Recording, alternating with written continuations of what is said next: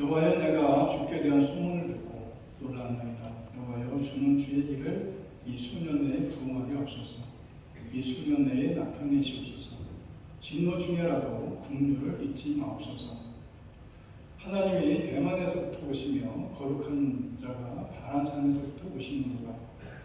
그의 영광이 하늘을 덮었고 그의 찬송이 세계에 가득하도다. 아멘. 찬양했습니다.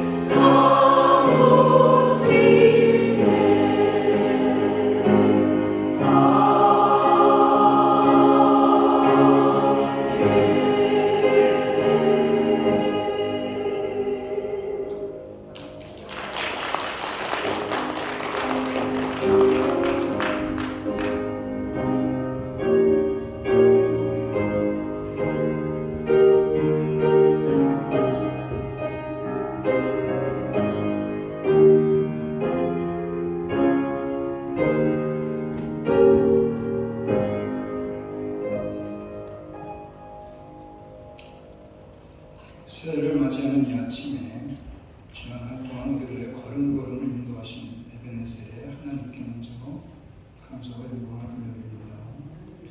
그리고 여러분의 삶과 가정, 나아가서 모든 계획하는 일들 위해 새해로 하나님의 변함없이 함께 하십니다. 하나님의 은혜와 평강이 여러분의 가정과 위해 삶가운데 충만하기를 주의 이름으로 축복합니다.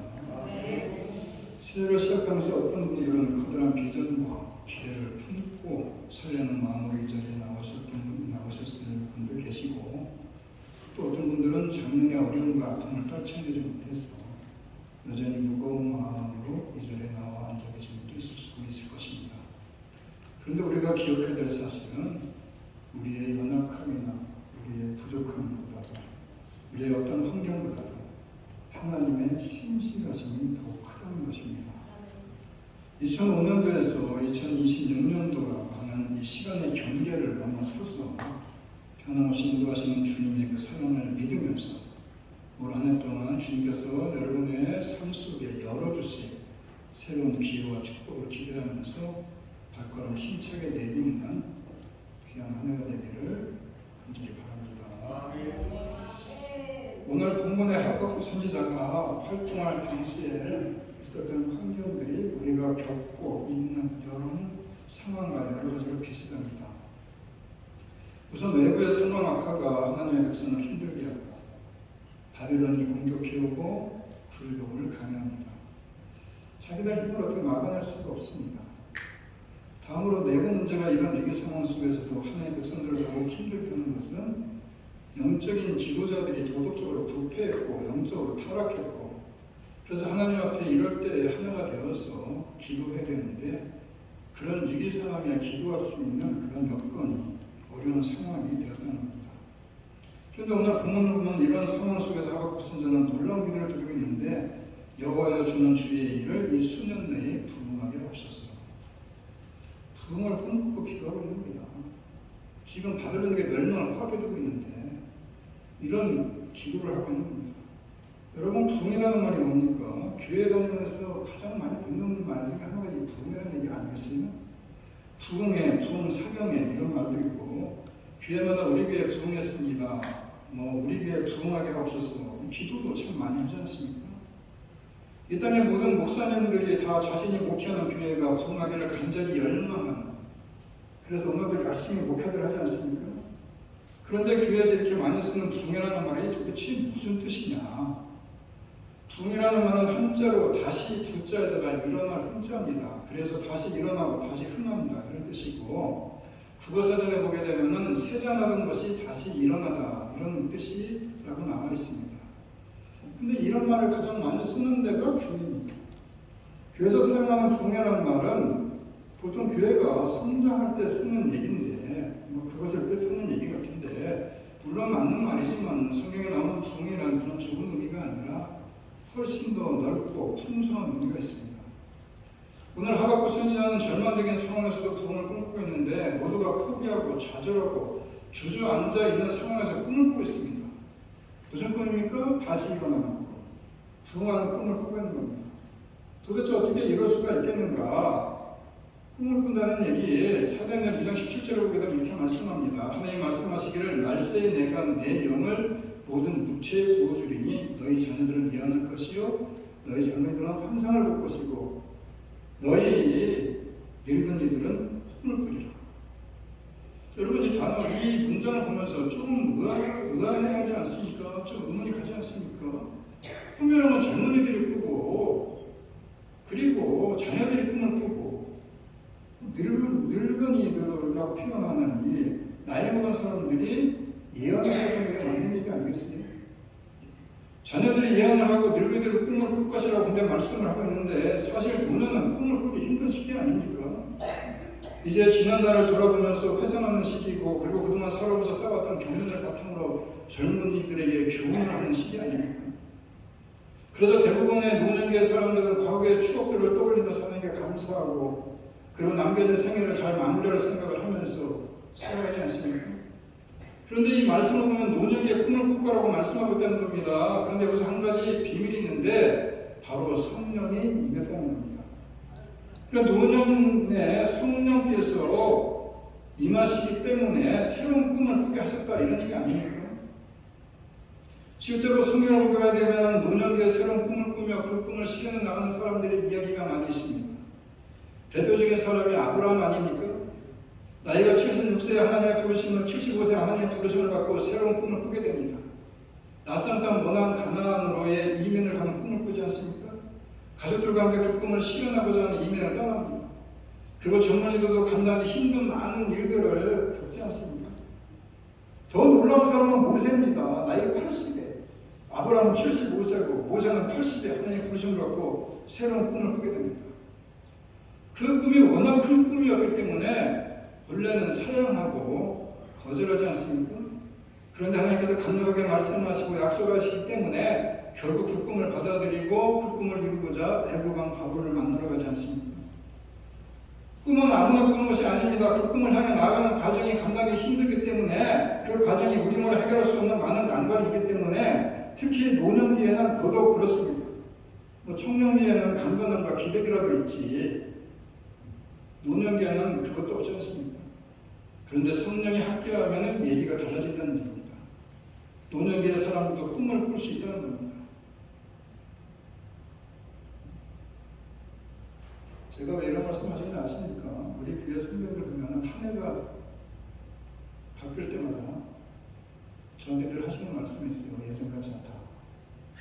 이제는 많이 몸도 쇠전하고 늙고 있다. 그런데 이렇게 쑥 둘러보면은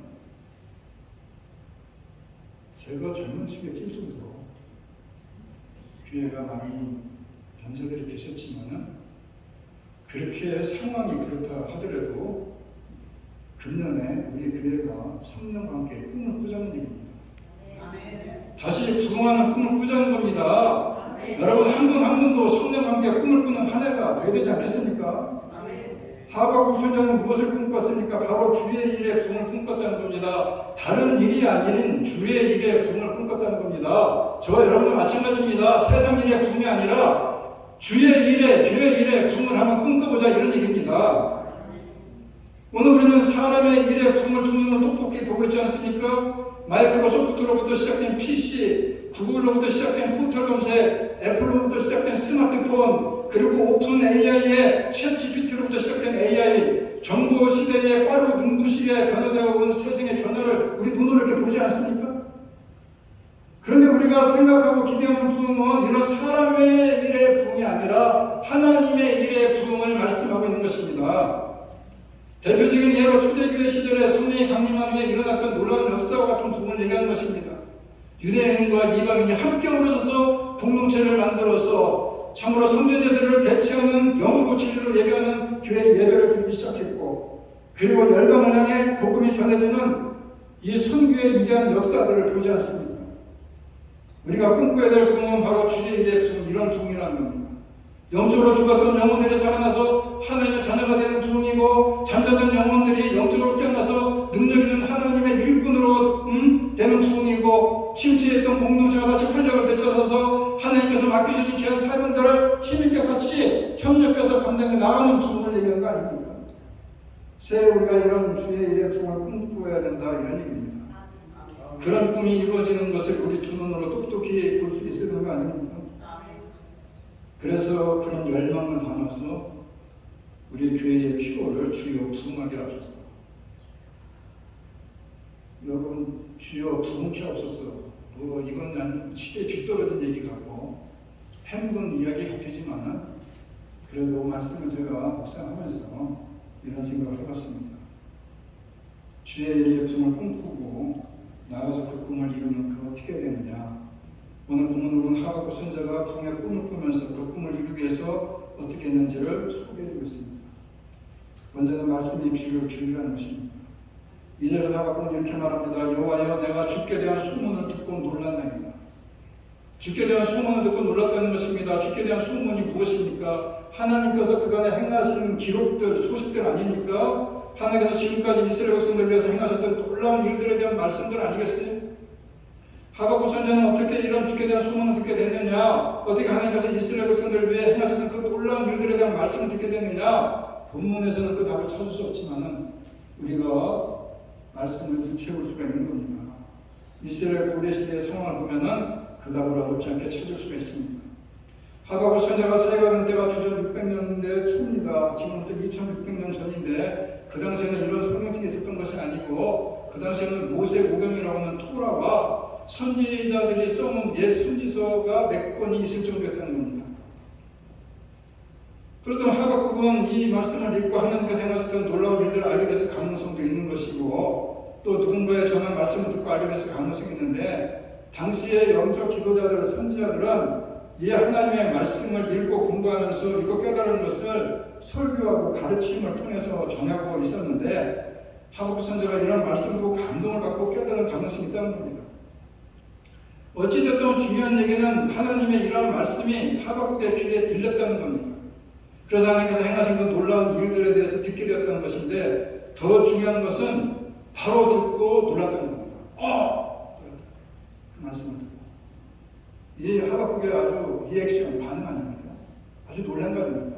그냥 우리는 이렇게 성경을 듣고 보면 그저 그런가 보다 하고 지나가는데, 하박국 선지자가 지금 상황이 어떤 상황입니까? 어려운 상황 아닙니까? 바벨에 쳐들어왔습니다. 나라가 멸망당하는 상황입니다. 그런 상황 속에서 옛날부터 하나님께서 행하셨던 놀라운 이스라엘의 역사 속에 일어났던 행하셨던 일들을 전에 듣고는 깜짝 놀란 겁니다. 무슨 얘기냐? 전능하신 하나님이었었구나. 우리 이스라엘 백성들을 애굽에서 끌고 나오셔서 홍해를 바다를 건너고 만나와 메추리를 먹이시며 40년 광야 생활 후에 훈련시키신 후에 가나안 땅에 집어넣고 오늘의 이르기까지 하나님께 함께 하셨구나. 그 전능하신 하나님께서 우리와 함께 하시는구나 라는 믿음이 하박국 깜짝 놀란 겁니다. 야, 그렇구나. 그 하나님이 바로 오늘 나에게 말씀하시는 하나님이구나. 그리고 그 전하신 하나님이 자기가 믿는 하나님이라는 사실을 새삼 깨닫고 부흥을 꿈꾸게 되었다 이런 얘기입니다.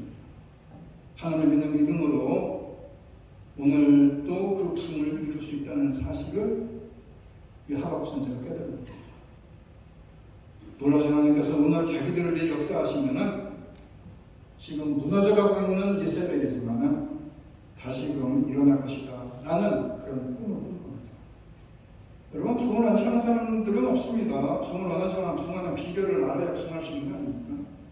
부흥이라는 말이 영어는 리바이벌입니다. 이 말은 죽었던 것이 다시 살아나는 것을 얘기했는데, 우리들의 신념과 영성과 믿음과 자신감과 용기가 다시 살아나야 된다. 그래서 우리의 가정과 교회, 사회에 부흥을 위해서는 먼저 개인의 신념이 살아나야 되고 우리들의 영성이 살아나야 되는 것이고 우리의 믿음이, 우리들의 용기가, 우리들의 의지가 살아나야 된다 이런 얘기입니다.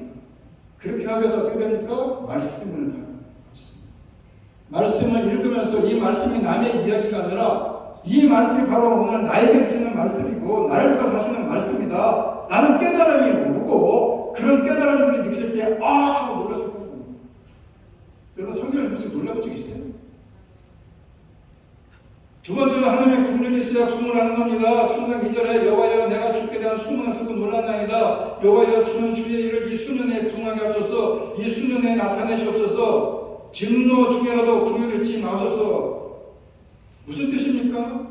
하나님, 내가 이제 하나님의 뜻을 깨달았습니다. 하나님의 뜻이 뭡니까? 우리가 하나님의 너무나 죄악을 범했고 하나님을 떠나 있었고 정말 하는 집마다 하나님을 참으로 실망시키고 하나님을 어렵게 했던 그런 민족인데 이제 하나님의 뜻이 뭔지 알았습니다. 바벨론이라는 그 갈대아 사람들을 들어서셔서 비록 이방인들이지만 그들을 들어서셔서 그들을 도구로 사용하셔서 우리 이스라엘에게 진노, 하나님의 진노를 징계를 하시는 그것을 내가 이제 깨달았습니다. 이왕 하실 것 같으면 빨리 하십시오. 그렇지만은 그냥 놔두지 마시고 진노가 빨리 끝나게 하시고 진노가 끝난 후에 우리를 다시금 부흥케 하십시오. 다시금 일으켜 세워주십시오. 이 얘기입니다.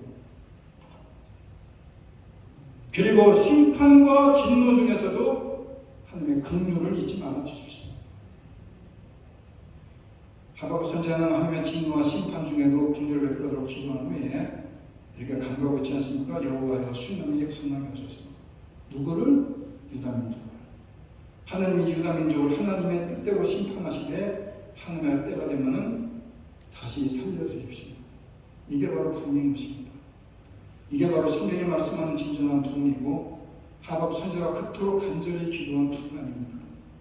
부흥이라는 말이 오늘날 교회에서 쓰는 것처럼 단순히 교회가 커지고 교인 숫자가 많아지고 숫자 영적으로 성장하는 것만이 부흥이 아니라 죽어가는 것이 다시 살아나는 것이고 이미 죽은 것도 다시 살아나서 새 생명의 역사를 체험하는 것이 부흥이다 이런 얘기입니다.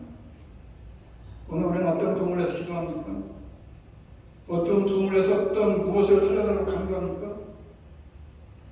먼저는 개인의 영혼의 부흥을 위해서 기도하는 것입니다. 개인의 영혼이 살아나야 가정도 살고 교회도 살고 민족도 사는 거 아닙니까? 개인의 부흥이 없이는 어떤 다른 부흥도 일어나지 않습니다. 따라서 우리는 하나님께 내 영을 살려달라고 다시 생명과 능력을 활용해달라고 내 자신의 부흥을 위해서 기도하라는 것입니다.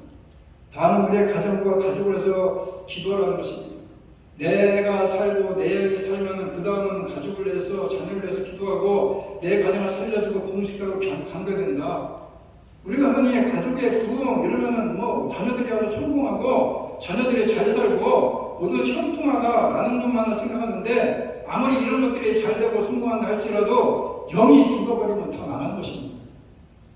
그래서 우리 가정에 살려주시고 부흥시켜달라고 내 남편과 내 아내 생명 살려달라고 내 자녀와 내 자손 모든 가족에게 진정한 영적 부흥을 달라고 간구하라는 것입니다. 그리고 다른 사람들의 영혼까지도 살려달라고 간구해야 되는 거 아니겠습니까? 나만 살고 내 가족만 부흥하는 것이 아니라 저 사람의 영혼도 살려달라고 자신의 영이 죽어가는데도 모르고 신나게 살고 있는 저 사람들의 영혼까지도 우리가 살려달라고 그것이 바로 수년 내에 부흥해달라 이런 기도입니다. 여러분 하나님 왜 진노하시는 거 아십니까? 영적으로 죽은 상태이기 때문에 진노하는 겁니다. 그런데 하나님은 죽음에 대한 긍휼하심이 있습니다. 하나님의 긍휼이 있어야 살고 부흥한다는 겁니다. 하나님의 긍휼은 살게 하는 능력이 있습니다. 여러분 하나님의 긍휼이 아니면 우리 벌써 다 죽었습니다. 야고보서 2장 13절에 보게 되면 이런 얘기가 나옵니다. 긍휼을 행하지 않는 자에게는 긍휼 없는 심판이 있으리라. 긍휼은 심판을 이깁니다. 긍휼은 심판을 이깁니다. 귀한 말씀인데 무슨 얘기냐? 하나님의 긍휼은 심판을 받지 않게 해준다는 얘기입니다. 긍휼은 심판을 이긴다는 얘기가 하나님이 긍휼하심이 여러분에게 이어지면은 여러분들이 심판을 받지 않는다. 그게 바로 하나님의 깊은 사랑 아니겠느냐. 긍휼이라는 말 자체가 함께 아파한다는 뜻입니다. 그래서 단장에 하면 여러분 단장의 미아리고개를 생각나지 보겠지만 단장이라는 것은 창자가 끊어지는 아픔을 얘기하는 것입니다. 이 창자가 끊어지는 것 같은 아픔, 제가 좀 어려운 말을 하면은 스프랭크리즈마이라는 헬러인데 이 창자가 끊어지는 것 같은 아픔을 하나님도 함께 느낀다. 어떨 때? 우리들을 바라볼 때. 그런데 어떤 사람들을 바라볼 때 그런 창자가 끊어지는 아픔을 느끼게 되냐? 의롭게 살려고 애쓰는 사람들을 바라볼 때거든요. 그래서 인간의 의를 지켜나갈 때에 하나님은 긍휼을 베푸신다는 겁니다. 여러분 어떤 아버지는 잘못을 범한 아들을 때릴 수가 없어서 자기 종아리를 대신 때리는 아버지도 있어요. 그죠? 아들이 얼마나 속을 썩는 그런 경우는 한 왕이 아주 국가의 지엄한 법을 만들어 놓고 잘못을 저지르는 자기는 두 눈을 뽑아버리겠다 이렇게 해놓고는 자기 아들이 잘못을 저질렀어. 그 자기 아들이 두 눈을 뽑아야 되는데 자기 아들이 두 눈을 뽑기 뭐하니까 자기 눈도 한 번 뽑고 아들 눈 한 번 뽑는 이런 얘기 들어보지 않습니까 여러분? 이것이 바로 진정한 긍휼인데 그건 아무나 하는 게 아닙니다. 긍휼은 피를 나는 아버지나 어머니나 할 수 있는 것이 긍휼인데 바로 하나님이 우리들에 대한 사랑이 바로 이런 긍휼이라는 겁니다. 그래서 하박국 선지자가 그것을 얘기하는 것입니다. 세상 사람들의 진노는 사람을 죽일 수 있습니다. 사람을 때리기도 하고 성경에 진노라는 단어가 약 400번 이상 나온다고 그래요. 진노, 분노. 가장 잘하는 대로 가인의 분노가 살인의 시작이 되지 않습니까? 아벨을 쳐 죽이지 않습니까? 그리고 이 분노는 중독성이 있어요. 한 번 분노하면요, 한 번 화를 낸 사람은 다음에 더 크게 화를 냅니다. 그리고 화를 내면요, 무슨 일은 되는 것 같지만은 이 화를 당하는 사람은요, 눈물을 뿌리는 겁니다. 사람의 분노가 왜 위험합니까? 긍휼이 없는 분노는 죽음이기 때문에 그렇습니다. 그런데 하나님의 진노는 긍휼이기 때문에 생명이 있다 이런 겁니다. 하박국 선지자가 지금 얘기하는 것이 하나님의 뜻이 뭔지 알았습니다. 하나님 어차피 들어서 매를 드셨는데 빨리 끝내버리십시오. 그런데 그 진노 중에도 긍휼을 잊지 말아주십시오. 여러분 교회가 문제가 있을 때에 말씀이 더 왕성해지고 수가 단위가 더했다고 설교문에 쭉 나오지 않습니까? 교회에 대한 핍박으로 야고보가 순교하고 베드로가 감옥에 갇히고 그러니까 하나님의 말씀이 더 흥망해서 더 나가더라 이런 얘기가 나오지 않습니까? 설교는 11년 24절에 보게 되면 또 이방에 쫓겨간 사람이 바울과 바나바 아닙니까? 그런데 주의 말씀이 그 지방에 두고 퍼진다고 얘기합니다. 에베소서에 전도할 때 악귀가 나타나고 마술을 행하는 자가 방해합니다. 그럴 때에 이와 같이 주의 말씀이 힘이 있어 흥왕하여 세력을 얻느니라. 말씀의 부흥은 편안할 때가 아니라 모든 것이 어려울 때 나타나는 것입니다. 왜냐? 어렵고 힘들 때에 창자가 끊어지는 아픔을 함께 하시는 하나님의 긍휼이 있기 때문에 교회가 더 부흥한다 이런 얘기예요. 교회가 핍박을 당하고 말씀에 해방을 당할 때 하나님의 긍휼도 부흥을 이루어 주시는 것이고 개인도 마찬가지입니다. 문제가 있고 아픔이 있고 시련이 있을 때에 오히려 더 일이 잘 될 수 있습니다. 부흥하는 계기가 될 수 있습니다. 그래서 하나님은 문제와 아픔 가운데서 개인을 하나님의 사랑으로 긍휼을 베풀어 주시면은 오히려 문제가 풀려나가고 더 성장하고 더 부흥할 수 있다 이런 얘기입니다. 제가 왜 이런 말씀을 드리는지 아십니까? 우리 교회가 2026년도를 맞으면서 때로는 어려울 수도 있습니다. 힘에 겨울 수 있습니다. 여러분 각자의 삶도 힘들 수 있어요. 2026년도에 우리들의 삶 속에 어떤 일이 기다리고 있을지 모릅니다. 그렇지만은 어렵고 힘들 때에 여러분들이 그럴 때에 포기하고 낙심하지 말라는 겁니다. 하나님께서 여러분을 붙잡아 주시고 여러분 가운데 함께 주셔서 너무나 어렵고 힘든 현실 속에 처해 있지만은 주님의 다스림 속에서 기적이 일어날 수 있는 것이고 변화가 일어날 수 있는 것이고 다시 살아나는 역사가 일어난다는 것이 부흥 아니겠어요? 그래서 여러분들 가운데 힘들고 어려운 일이 있더라도 낙심하거나 좌절하지 말라는 겁니다. 어렵고 힘들 때 교회는 더 부흥했고 개인의 삶도 더욱더 성장하는 것을 말씀을 통해서 우리가 기억하지 않습니까? 마지막으로 거룩하신 하나님이 오셔야 부흥을 하는 겁니다. 3절에 보면 하나님이 대만에서부터 오시며 거룩한 자가 바란 산에서부터 오시는 겁니다. 그의 영광이 하늘을 덮었고 그의 찬송이 세계에 가득하다. 대만과 바란 산은 여호와가 이스라엘에게 나타날 때에 관련된 지역들을 얘기하는 것이고 하나님 거룩하신 자라고 표현을 하고 있고 결론은 뭐냐? 하나님이 오셔야 부흥을 하는 것입니다. 왜냐? 하나님의 임재가 생명이니까. 하나님이 오셔야 생명이 있게 되는 것입니다.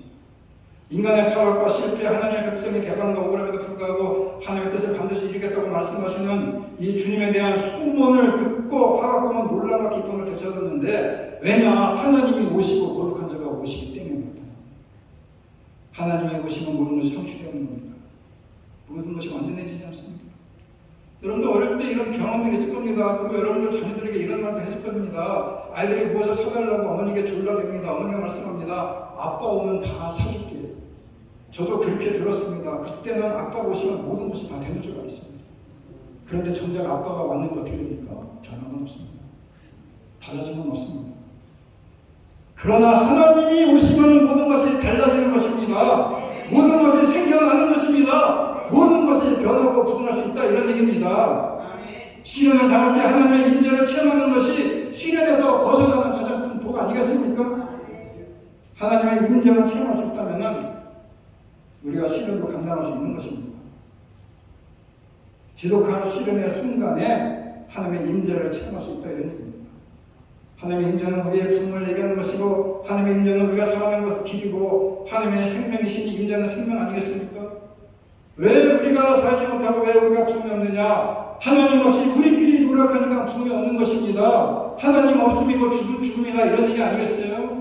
그래서 제 카이스라는 목사님 동산대 이분 뭐라고 말씀하시냐면은 그런 말씀을 하세요. 많은 그리스도인들이 지치게 되는 이유는 예수님과 함께 일하지 않고 예수님을 위해서 일하기 때문입니다. 여러분들의 모든 사역을 감당할 때에 예수님과 함께 일하지 않고 예수님을 위해서 일하기 때문에 여러분들이 지치고 나가 떨어지는 거예요. 요나는 하나님을 또 도망칠 수 있다고 생각을 했습니다. 이것은 일종의 영적인 자살이 되는 것입니다. 하나님의 눈을 피해서 숨을 수 있다고 생각하는 자체가 죄라는 겁니다. 하나님보다 더 지혜로운 것처럼 행동하는 사람과 하나님께서 계획하신 일을 막으려는 사람에게 미래는 없는 겁니다. 그래서 하나님을 떠나서는 미래도 없고 부흥도 없고 성장도 없다 이런 얘기입니다. 여러분 짧은 시간이지만 그 다메섹 도성에서 예수를 만난 사울이 어떻습니까? 잡으러 다니고 사람 죽이는 사울이 변해서 선교사가 되고 순교자가 되지 않습니까? 하나님의 오심과 성령의 오심과 예수님을 만나면 이런 일들이 선출되는 그런 일들을 우리가 성경을 통해서 보지 않습니다. 로렌스 형제라는 사람이 하나님의 인재 속에서 이런 얘기를 합니다. 하나님의 인재는 영혼의 생명이고 양분이다. 이런 얘기입니다. 여러분, 하나님의 인재는 영혼을 살게 한다. 이런 얘기예요. 여러분, 부흥이 무엇입니까? 나의 만족이나 욕심의 성취입니까? 주여 부흥하게 하옵소서 하니까는 교회가 부흥하면 목사만 좋습니까? 교회가 부흥하면은 여러분 이 동네에서 사랑에게 부흥했다 듣기 좋은 소리 자랑거리입니까? 그것이 아니라 하나님의 일이 실현되고 하나님의 이름이 높여지면서 하나님의 나라가 근거에 서는 것이 부흥이다. 이런 얘기입니다. 그래서 우리에게 부흥이 필요한 것입니다. 우리의 삶에 부흥이 필요한 것입니다. 우리의 가정에 부흥이 필요한 것입니다. 우리의 교회에 부흥이 필요한 것입니다. 그래서 이미 죽은 것 같은데 다시 살려주시는 하나님을 만나는 것이 부흥이다 이겁니다. 너무 어려운 현실 속에 처했지만은 주님의 다스림 속에서 기적이 일어나는 것이고 주님의 인재를 맛볼 수 있는 것이고 그래서 우리들의 영혼이 다시 살아나는 역사가 일어나는 것이 부흥인 것입니다. 여러분, 부흥을 위해서 우리 함께 기도하시기 바랍니다. 힘든 현실이라고 포기하지 말고 부흥을 꿈꾸고 부흥을 미리 바라보면서 간절히 그 나라를 기다리며 나아가는 것이 성도의 삶이 되어야 된다. 이런 얘기입니다. 그러면은 그때부터 하나님께서 일하기 시작할 겁니다. 여러분, 하나님께서 여러분 한 분 한 분에게 부흥을 주신다는 것을 확신하시기 바랍니다. 주는 주의 일을 수일 내에 통치하옵소서 라고 하는 하박국의 결론의 말씀이 2026년으로 시작하면서 저와 여러분들의 소망이 되기를 바랍니다. 다 같이 일어나서 함께 찬양을 원합니다. 새 우리 교회의 피로를 가슴에 새겨 주시오. 주여 부흥하게 하옵소서. 위축되었던 가슴을 활짝 펴시고 더욱 말씀의 귀를 기울이시고 더욱 힘써서 기도하시고 그래서 하나님을 만나시고 하나님의 임재를 경험하게 되면 그곳에 생명이 있는 것이고 그곳에 주님의 다스림의 기적이 일어날 수 있다는 사실을 다시 한번 기억하면서 다시금 살아나게 하시는 부흥을 꿈꾸시기 바라고 우리가 주의 일의 부흥을 본다는 확신을 가지고 2026년으로 시작하는 저와 여러분이 되기를 바라면서 오늘 이 찬양을 함께하기를 원합니다.